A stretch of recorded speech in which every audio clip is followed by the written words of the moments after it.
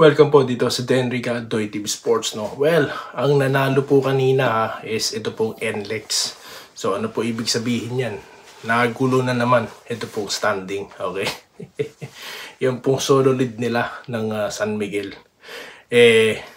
Wala, pinantayan sila. So parehas po ngayong may 5-6 ito pong San Miguel at ang NLEX. Well, hindi utang. Meron po silang parehas na kartada, no? So ngayon, kailangan pong manalo dito na San Miguel talaga itong linggo, no? Pag-usapan pa natin yan mamaya, no? So kailangan pong manalo na San Miguel against TNT, okay? At kailangan din pong manalo ng TNT.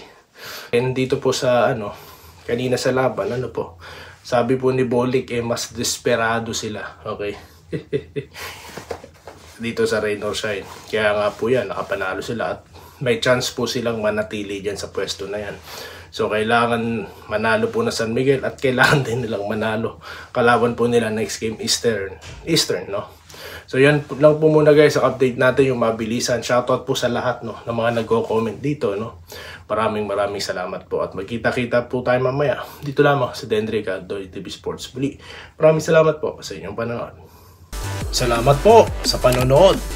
Subscribe na para sa mga susunod na basketball at boxing videos.